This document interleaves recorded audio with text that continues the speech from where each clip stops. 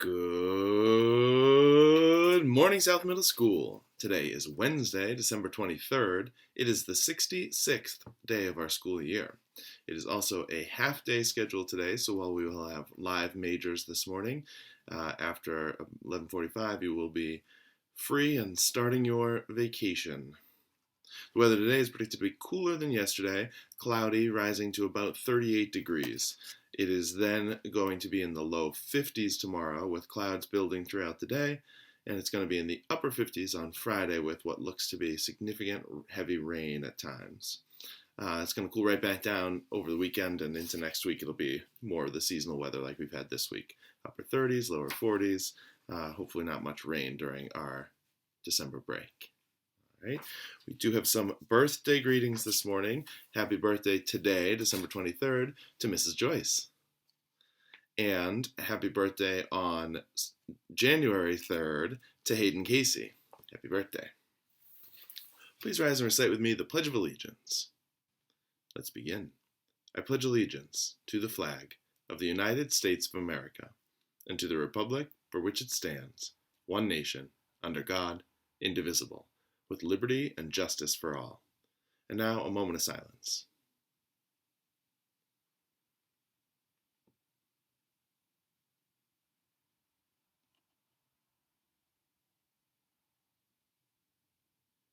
Thank you very much. We have an update this morning from the Student Council. The Student Council during the snow day last week held a snowman making contest, and they got several entries, voted on those photos that were sent in to them, and the winner was, well, first of all, we do want to say thank you to everyone who participated. It was a very festive way to spend some of the snow day together in a sense. But the winner, no further suspense, congratulations to Aiden O'Riordan in grade 6. The band, now you remember earlier in the month of December, the orchestra had a virtual performance. The band has their virtual performance has been assembled by Mr. Coronello from individual performances that were recorded at home and submitted. So the band's virtual December performance will premiere this evening at 7 p.m. So tune in.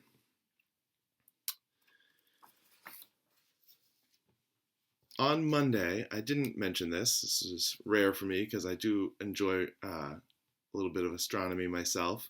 On Monday, it was the winter solstice, which, due to the alignment of the Earth with the Sun and the seasons, it was the shortest day of the year. It's the longest night. It's the time that we in the Northern Hemisphere spend the most time in darkness after this between sunset and sunrise, and the least time in daylight.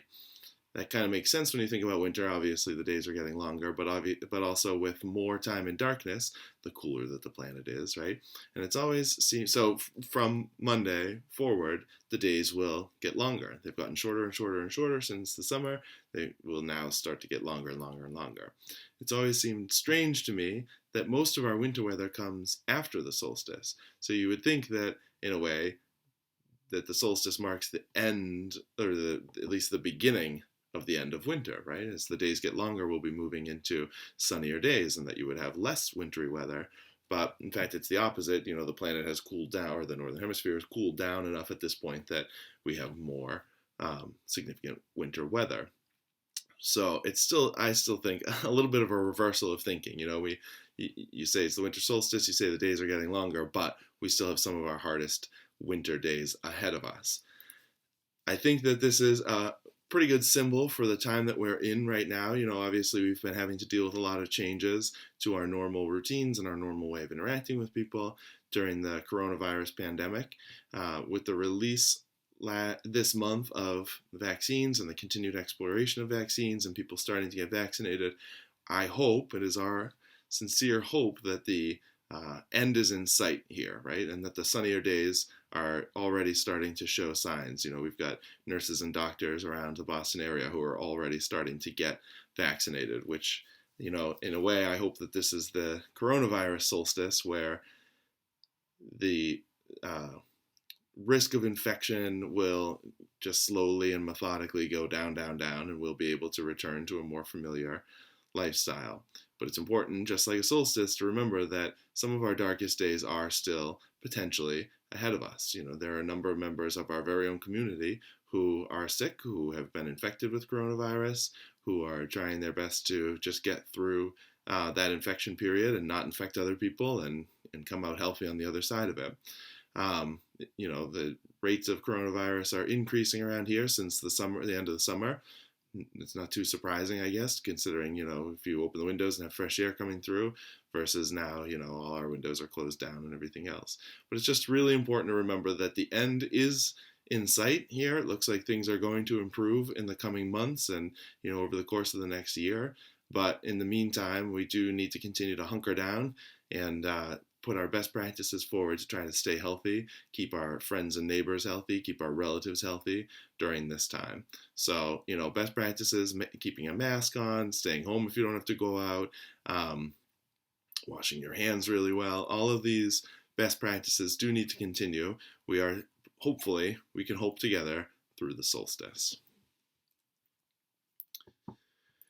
This will be my last morning announcements for a little while.